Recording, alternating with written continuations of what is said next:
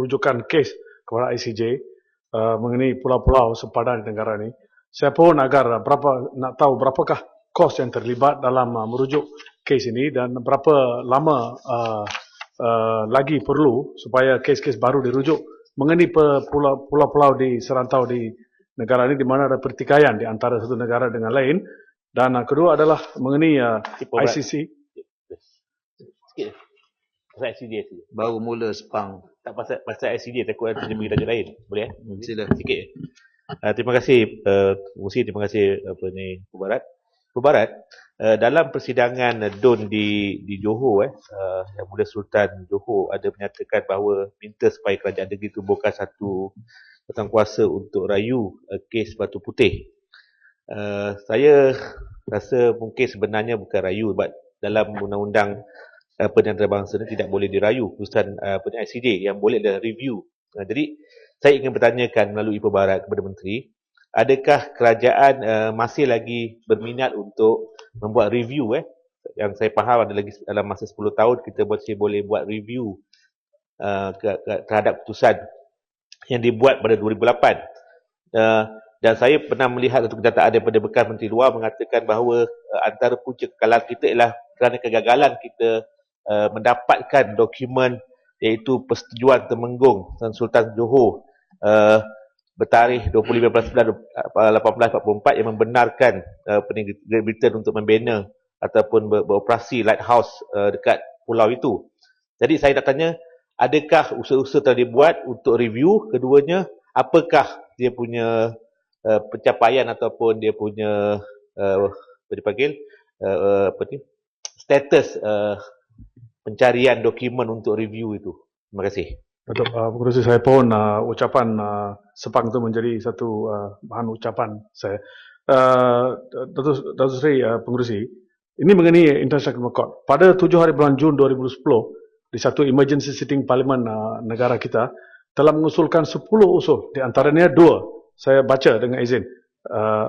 Nombor 5, menggesa negara-negara sependapat untuk mengemukakan usul kepada Majlis Keselamatan Pertubuhan Bangsa-Bangsa Bersatu bagi merujuk situasi akibat serangan tentera rejim Zionis Israel ke Mahkamah Jenayah Antarabangsa International Criminal Court.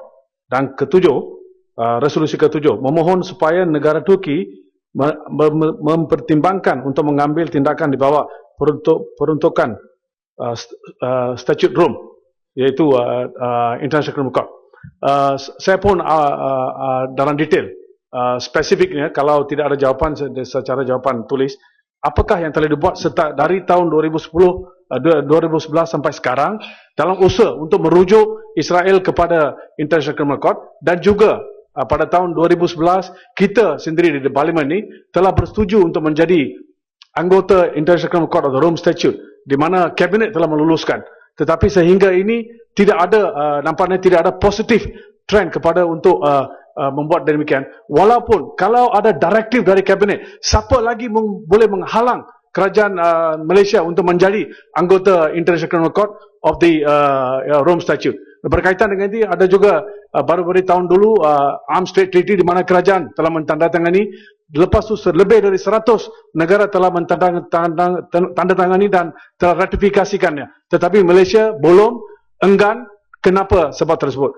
Dan akhir sekali adalah mengenai Taiwan dan Sri Lanka, di mana Taiwan baru-baru ini Asian Pacific Parliamentary Union telah mengadakan mesyuarat di Taiwan, di mana ahli-ahli parlimen kita menghadiri, di mana kita dapat tahu mereka ada the latest technology untuk mengatasi masalah gempa bumi, tsunami dan sebagainya. Dan adakah kerajaan akan lebih bekerjasama dengan mereka, walaupun one state policy dan sebagainya. Dan juga ada beberapa mekanisme yang terkini. They're one of the best medical dalam hal di dunia ini. Bolehkah kita mengadakan hubungan erat dengan mereka mengenai hal-hal sosial dan hal-hal medical ni? Dan mengenai Sri Lanka, YB Tumpat dan YB Sungai Petani telah berucap mengenai perkara itu. Saya sambung sedikit, itu pada tahun 70-an bila beribu-ribu orang diseksa, dibunuh di up country di Kandy di Sri Lanka, dunia diam. Lepas tu tahun 90-an, ribu-ribu orang, beratus-ratus orang, dikatakan 80,000 orang, innocent victim has been killed di Klernochi di Sri Lanka, dunia diam. Sekarang lebih kurang saya difahamkan ada 200,000 Melayu dari Malaysia yang telah have been brought oleh British ke Colombo. Sekarang di sana mereka juga diseksa, seperti yang saya katakan, sertifikat halal jika dia di exhibit dalam kedai jual daging, bukan saja ia tidak boleh sedemikian, tidak dibenarkan, tetapi kedai dan rumah dan orang dibunuh. Dan apa akan dibuat oleh kerajaan supaya kita ada win-win dalam situasi ini. Terima kasih. Farid Bunta.